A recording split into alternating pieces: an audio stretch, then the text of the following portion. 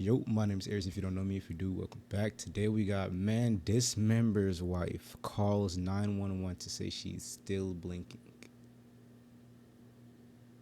Insane title. I know. To be honest, I didn't even read the title before clicking on it. I was streaming and then this was on in the background. I didn't even listen to it, so I'm finna see what it's talking about though. I This need is to know. crazy. I need to know. Did he cut her into little bitty pieces? I checked on her tonight, and she's not dead. They will shoot you if they see you. She's been frozen for 2 days. She's frozen solid. It's amazing she's still alive. It's the middle of the night in Springfield, Tennessee, when a dispatcher takes one of the most chilling 911 calls ever recorded. A man is calling to report that he killed his wife, but the call takes a sudden and shocking twist when he reveals the true reason for his call. In a case doomed to end in sudden tragedy, police and first responders must rush into this dreadful situation to discover the truth and find the suspect before he strikes again. And if you lock it down now. Joe may be coming to get you. The stillness of a quiet night is broken at 2:45 a.m. on the morning of November 7th, 2014, when a bone-chilling call comes into 911. 911 location of emergency. Yeah, Springfield, Tennessee. It's right behind Oakland Farms. Okay, what's going on? All right, this is what's happened. I've been married 12 years. On the 4th, which would have been 2 nights ago at 4 a.m., I shot my wife in the temple of her head. This detail, combined with the man's oddly calm demeanor, are already eerie enough. But it's what the man says next that is truly terrifying. I thought I killed her, and I put her in the freezer out in the garage. When I checked on her tonight, and she's not dead. She's got a big hole in the temple of her head, and to get her body moved around in there, I think I broke her wrist. You know, she was frozen from being in the thing. She's been in this thing 48 hours now. This is no prank call. I need somebody to get out there and help her. I've cleared the premises. I've got away. You know, I'm not going to be there. But I promise you this is a legit call, and I need somebody to get out there and help her because I still love her.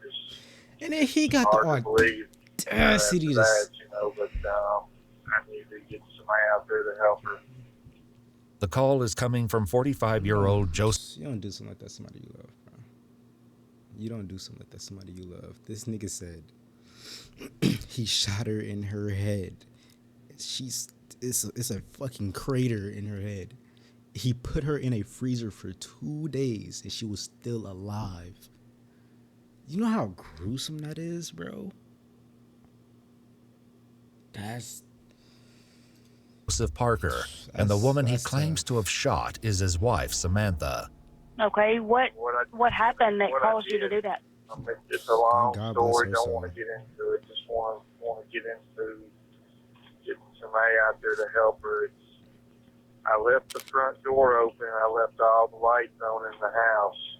And she's in the garage. You go through the kitchen to get into the garage. And you'll see her once you get in the garage. And she's a mess. She can't talk. I could get her to blink. Blink once means yes. Blink twice means no. These horrifying specifics are almost too ghastly to believe, especially for those who know the Parkers, like their friend Barbara, who was over at the house the previous afternoon to borrow a tea pitcher. In her statement to the police, Barbara shares that Joseph told her that his wife was sick with a migraine. Barbara said that she'd looked in the bedroom to find Samantha lying on the bed, facing the wall and covered in a blanket. Barbara further tells the police that she seemed to be asleep. I thought she'd been dead 2 days. And when I checked on her, she was still alive. She's been frozen for 2 days. She's frozen solid. It's amazing she's still alive. Insane. I shot her with a 38 caliber handgun, and there's a big hole in the temple of her head. I didn't see an exit wound. And how long ago did you leave there? An hour ago. And that's the last time you saw her? Yes, that's the last time I saw her. And she was still in the garage? Yes, she's still in the garage. I made her as comfortable as I could make her. She tried to drink a little water, you know, and she couldn't talk, couldn't move her jaw. She's in bad shape. Really need to get somebody out there to help her. It's crucial for the dispatcher to get as much information as possible from Joseph, but he makes it clear that there are some things he's not willing to share. Okay, what is your name? My name is Joe. I'll just leave it at that. Don't want to get arrested tonight and all that. We don't have a history of domestic disputes. You know, we've never had to call the police or nothing. We just had a real bad night a couple of nights ago and got myself in trouble. So, anyway, we really need somebody to get out there and help her. While Joseph doesn't want to give away his location, police will soon learn that his background is relatively clean. Here's the thing that's like throwing me off about this shit, bro. No criminal history whatsoever, but he shoots her in the head, puts her in a freezer, and this is a first offense, by the way.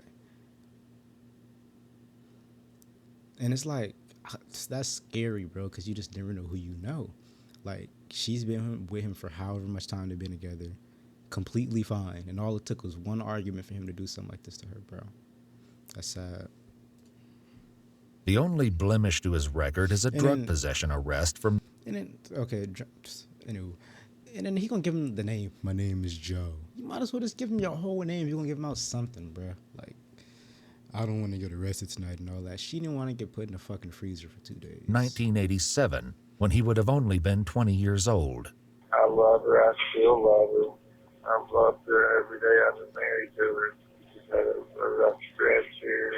To that end, it will soon come to light that Joseph recently lost his job as a car salesman at Rivergate Toyota in Metro Nashville.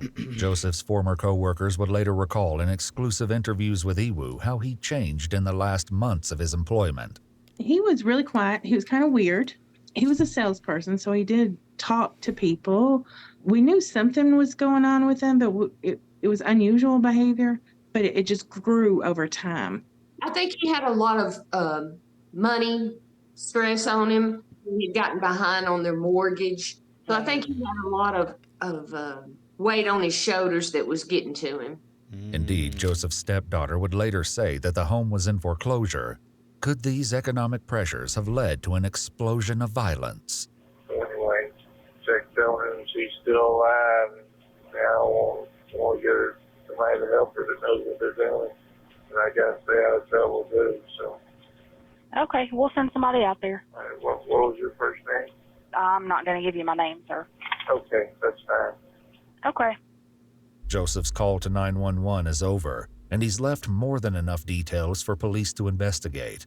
They'll find, however, that he didn't tell them everything, and there's more to this grotesque story than anyone could have imagined.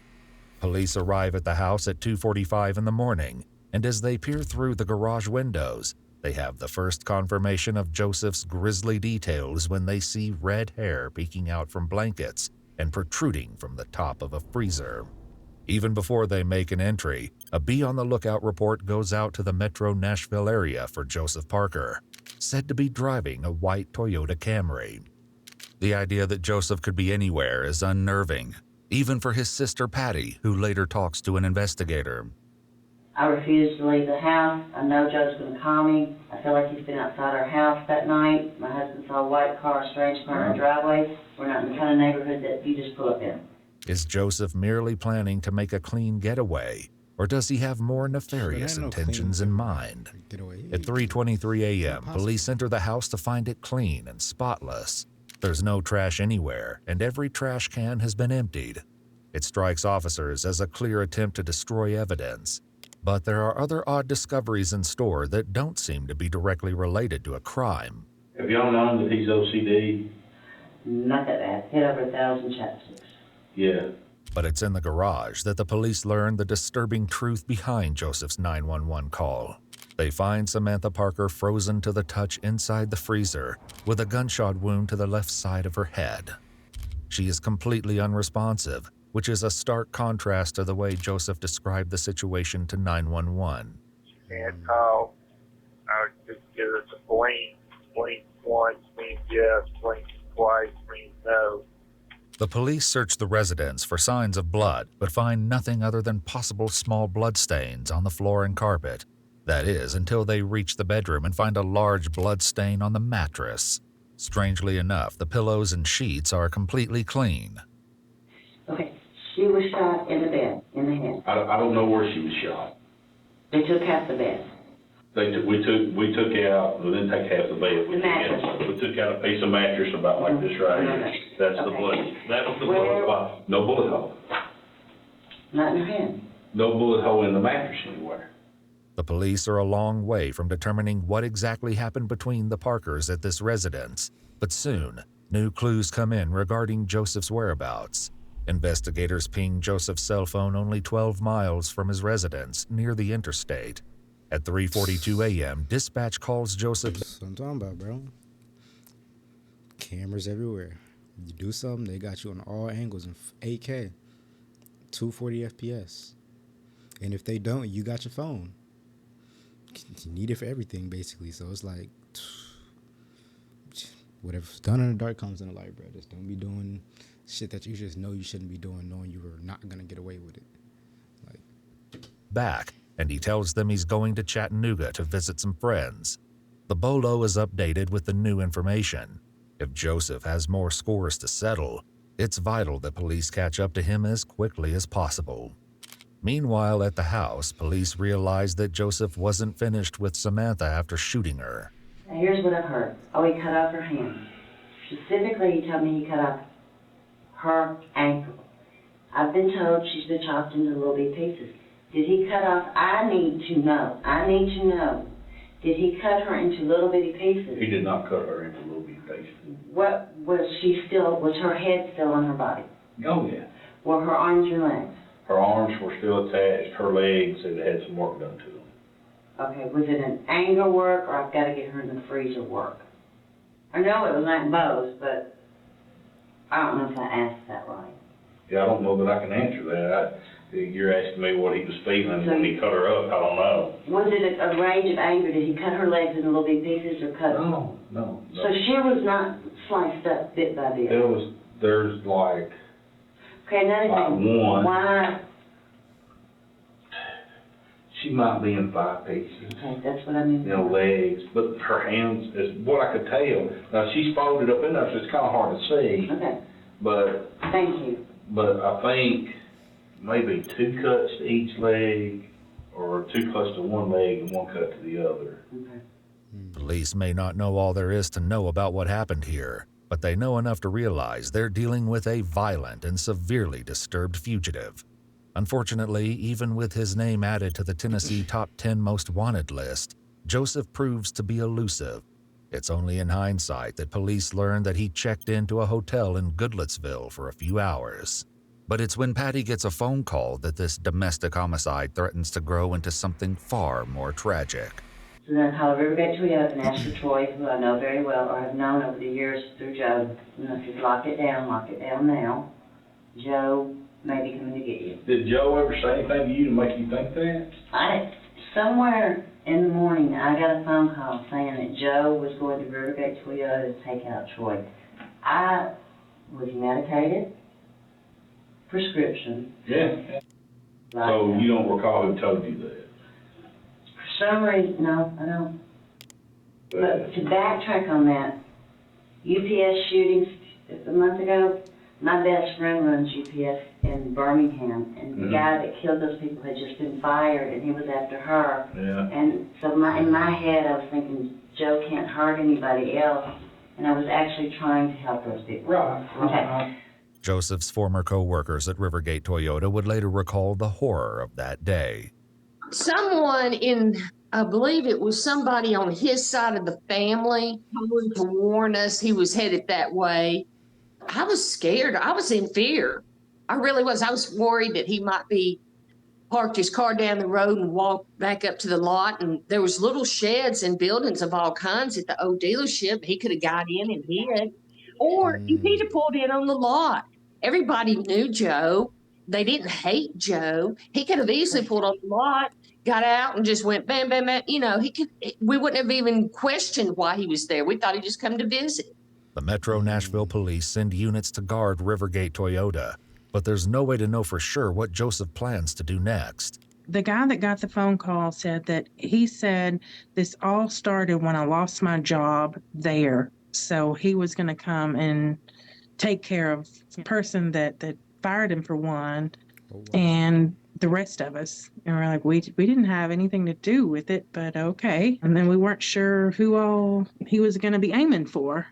Well, we had 2 entrances to this dealership, and what they did was lock the back gate so that only made one entrance in and out. And we had police undercover sitting back there in their cars watching people come on the lot. They were doing the best that they could. We had people set up across the street videoing. But despite the rumors, Joseph never shows up at his old workplace. It remains a case full of unknowns, and the biggest question of all is what might have driven Joseph to kill his wife in the first place. We think, here's what we pieced together as the detectives that we are. That's a joke.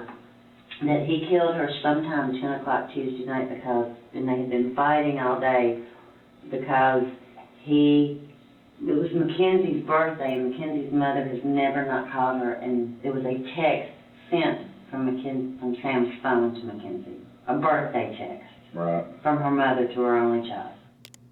There's a lady in Samantha's neighborhood named Karen, and she texted Karen Tuesday night and said, "I've got to go somewhere. He's crazy." The text, she knows she's gonna die. She knows she's gonna die. Wow. And we feel like that on the 3rd, Tuesday night, Joe saw that text. "I'm going to go to an attorney. I got to get away from him. Can I come to your house?"